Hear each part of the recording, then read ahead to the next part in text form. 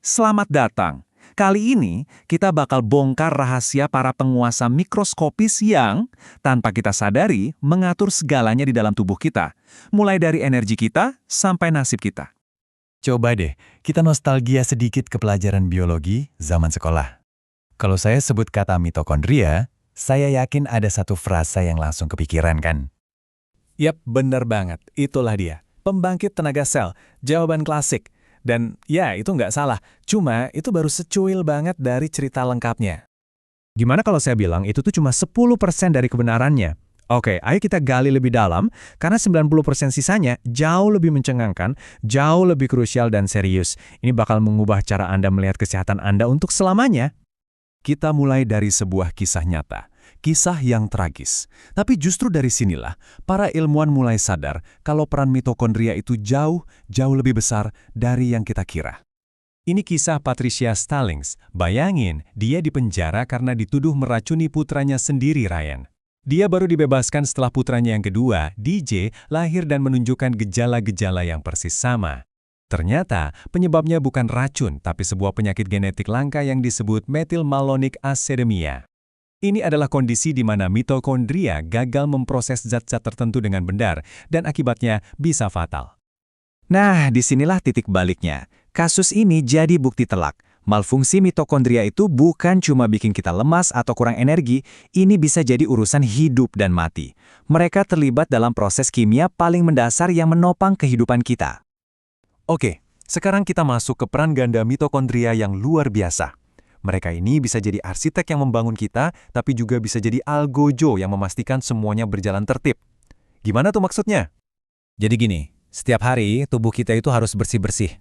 Membuang sel-sel yang sudah tua, rusak, atau yang berbahaya, kayak sel calum kanker. Proses bunuh diri terprogram ini namanya apoptosis. Dan coba tebak, siapa yang jadi eksekutornya? Yang megang tombol hancurkan diri. Betul, mitokondria. Nah, ini dia analogi favorit saya. Waktu kita masih janin di dalam kandungan, tangan kita itu awalnya bentuknya kayak sarung tangan, nyatu gitu. Terus gimana bisa jadi ada jari-jarinya? Nah, itu kerjaannya mitokondria. Mereka memicu apoptosis di sel-sel sela-sela jari, seolah-olah lagi memahat tangan kita. Keren banget kan?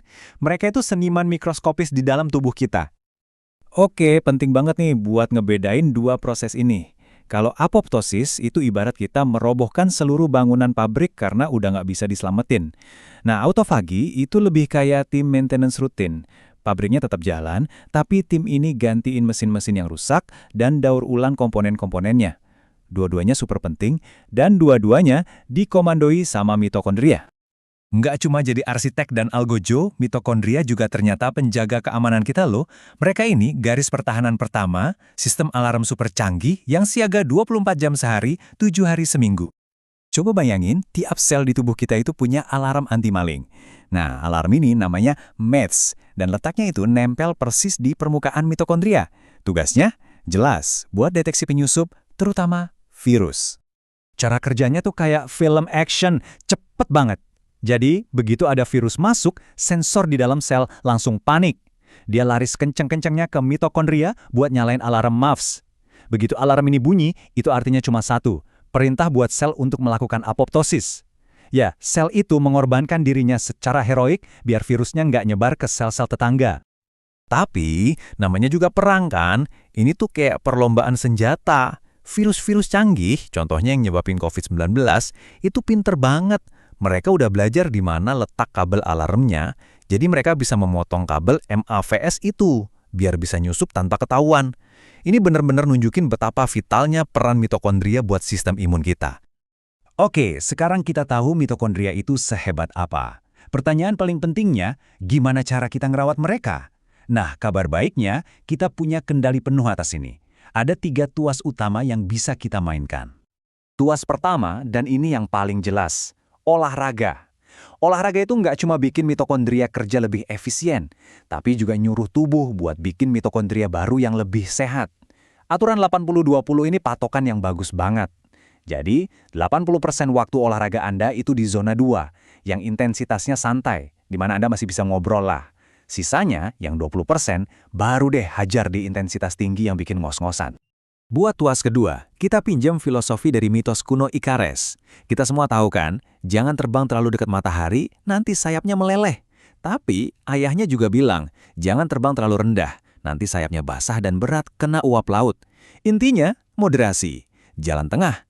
Dan ini pas banget buat tuas kedua kita, yaitu nutrisi. Kuncinya bukan cuma soal apa yang kita makan, tapi juga keseimbangan. Jangan terlalu banyak, jangan juga terlalu sedikit. Dan yang terpenting, kita harus kasih makan apa yang disebut segitiga cinta. Gini cara kerjanya. Kita makan serat dari buah, sayur, atau biji-bijian. Bakteri baik di usus kita makan serat itu. Sebagai terima kasih, bakteri ini menghasilkan zat bernama butirat. Dan butirat ini adalah makanan super favoritnya mitokondria kita. Simbiosis yang sempurna. Dan tuas terakhir, ini yang sering banget kita sepelein, tidur. Anggap aja tidur itu waktunya tim maintenance mitokondria bekerja.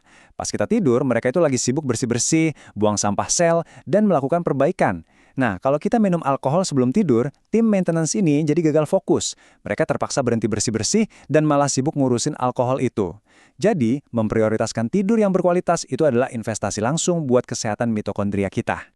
Jadi, kesimpulannya, udah saatnya kita buang jauh-jauh anggapan kalau mitokondria itu cuma pabrik energi yang pasif. Salah besar, mereka adalah sebuah jaringan yang cerdas dan sangat dinamis.